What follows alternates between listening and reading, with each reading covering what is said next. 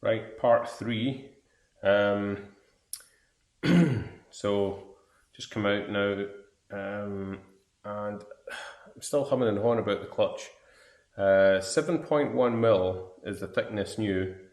I heard back from AP Racing that 6.15, I think they said, was minimum worn, and mine's about 6.7, so it's half worn, and I'm still scratching my head as to whether I should replace it because it's quite expensive.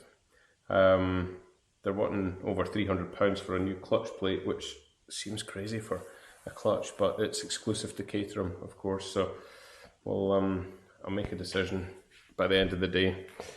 The other thing I was humming and hawing about getting was a new clutch release bearing.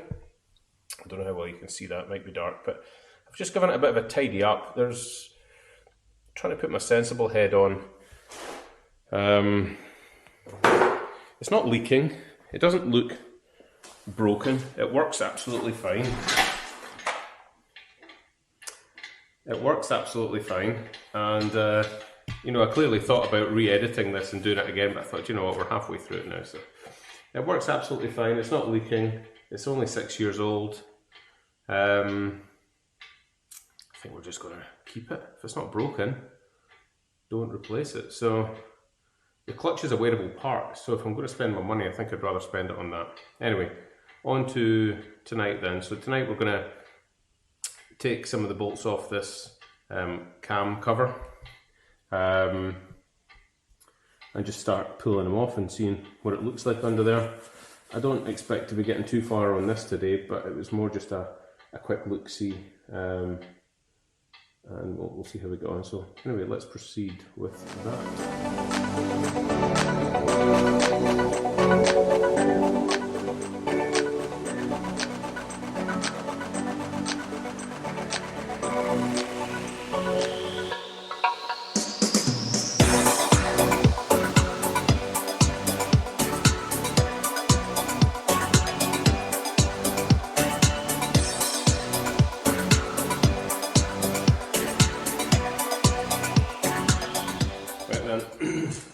Taking another couple of covers off and just going to take out the spark plugs so that the pistons can move freely, and see if we can turn the crank.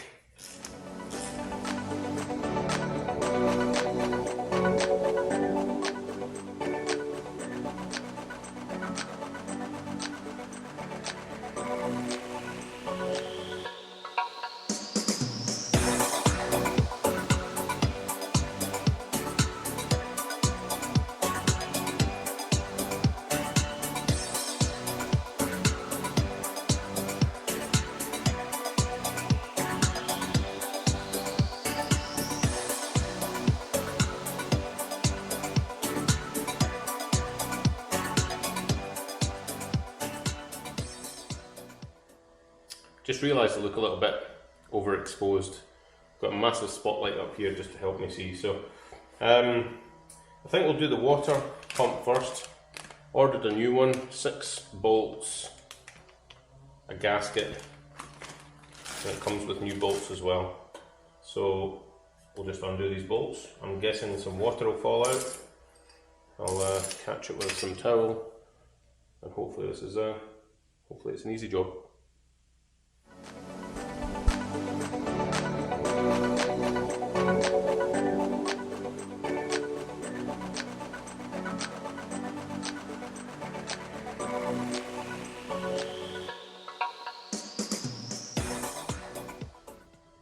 Well, that didn't work out as planned, and I'm sure some of you already know what was going to happen there. Why didn't you say? Anyway, so the water pump I thought was separate to this tensioning belt, so I took off the water pump bolts. Turns out it's connected, so once I released this, it released that. So thankfully I thought, oh, that's not ideal. So I put a couple of holding bolts back in so that we've got the tensioner so that we don't lose any of the timing. So everything's fine on that. So back to the drawing board. I think we have to, at this stage now, consider locking off the crankshaft and the camshafts at the correct position, and we can replace the water pump when we replace the belt. What do you reckon? Sound like a plan? So I reckon this is going to be a bit tricky. But anyway, let me just look up which direction we should turn the engine, figure out when top dead center happens, see if the locking bolt fits, and we'll see where we go from there. Right, what have we been doing? So we put the water pump back on and took the spark plugs out, and I started to try and find top dead center, and I found it, but this locking tool wouldn't go in. I thought, well, maybe if I do another rotation. So I took out the crank bolt there, spun it round again, and popped it back in until I found top dead center using the breaker bar here, slowly rotating, and then guess what? We got a lock. So the front piston is at top. These are locked off now with this tool, and this is also now tapping against that bolt. So I'm kind of hoping that we're now in a position to do something. So what I'm going to do is I'm going to go and get the kettle on and reread all the notes that I've got from a Haynes manual, but also that piston heads forum before I do anything else. Okay, fingers crossed. Quick update, turns out I bought the wrong water pump. The one I ordered didn't have this extra hole for this tensioner, so which you saw earlier.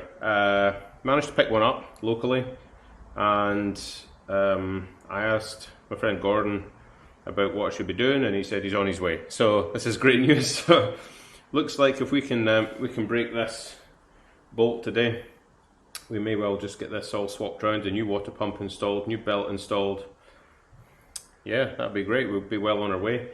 And then that will be this end of the engine sorted. And to be honest, this end is the one that was worrying me more. So that would be great just to finish up on that for today. So hopefully the next thing you see will be it all complete, or perhaps some of it would be filmed. We'll see how busy we get, but I'll report back. Well, there we go. Gordon's been round, and in the course of about 1 hour, we managed to, what did we do? Right, we changed the water pump. So I got a new water pump. Thankfully they had one in my local town in Perth, at the Euro Car Parts, absolute bargain. Put on a new tensioner. Forgot I'd bought that, but I found it on the shelf. Must be something that's recommended, so I bought one of those a while ago.